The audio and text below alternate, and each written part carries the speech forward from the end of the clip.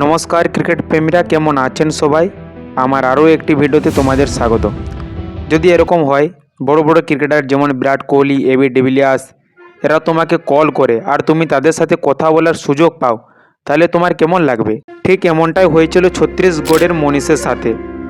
খবর অনুযায়ী আরসিবির ক্যাপ্টেন রজত পাটিদার তার পুরনো সিম কার্ড বন্ধ হয়ে যাওয়ার পর সেই একই নম্বরে একটি নতুন সিম ছত্তিশগড়ের মনীষ দোকান থেকে নেয় এবং তারপর সেই নাম্বারে অর্থাৎ মনীষের কাছে বিরাট কোহলি, এবিডি এবং ইয়াশ দয়ালের ফোন আসে এবং মনীষ প্রথমে ভাবে হয়তো তার সাথে কেউ মজা করছে অথবা প্রাঙ্ক করছে।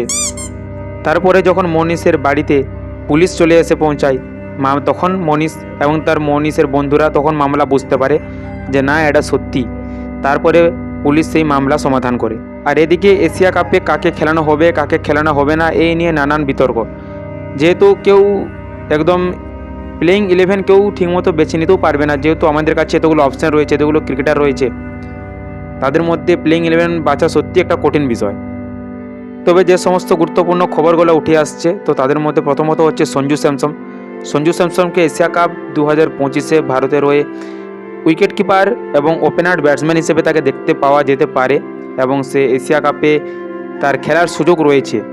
দ্বিতীয়ত হচ্ছে কুণাল পান্ডিয়া। লম্বা সময় ধরে কুণাল পান্ডিয়া টিম ইন্ডিয়ার থেকে বাইরে রয়েছে এবং তার আইপিএলে তার দুর্দান্ত পারফরমেন্স আমরা দেখেছি। এক অন্যরকম ফর্মে ছিলেন কুণাল পান্ডিয়া। আরও একটি খবর উঠে আসছে যে রোহিত শর্মা এবং বিরাট কোহলি এদের ওডিআই থেকেও এদের রিটায়ারমেন্ট খুব জলদি চলে আসতে পারে। আমরা সবাই আশা করে বসে আছি যে 2027 ওডিআই ওয়ার্ল্ড কাপ হয়তো তারা খেলবে, কিন্তু এটা নাও হতে পারে। তারা টি20 থেকে রিটায়ারমেন্ট নেয়, টেস্ট থেকে রিটায়ারমেন্ট নেয়। টেস্টে কিন্তু তারা তেমন একটা ভালো প্রদর্শন আসছিল না, কিন্তু তারপরেও তারা কিন্তু খেলতো, টেস্ট তারা খেলতে পারতো। আমরা সবাই বুঝতে পেরেছি যে তাদেরকে রিটায়ারমেন্ট নিতে তাদেরকে বাধ্য করা হয়েছে। ঠিক এমনটাই বাধ্য হয়তো করা হতে পারে ওডিআই থেকেও তাদেরকে রিটায়ারমেন্ট নেওয়ার জন্য, এমনটাই ধারণা করা হচ্ছে।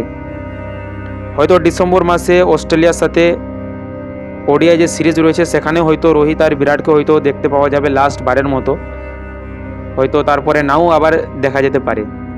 আপনাদের কি মনে হয়, রোহিত এবং বিরাট এরা কি 2027 সালের ওডিআই ওয়ার্ল্ড কাপ কি খেলবে নাকি খেলবে না? আপনার মতামত আপনি কমেন্টে জানান।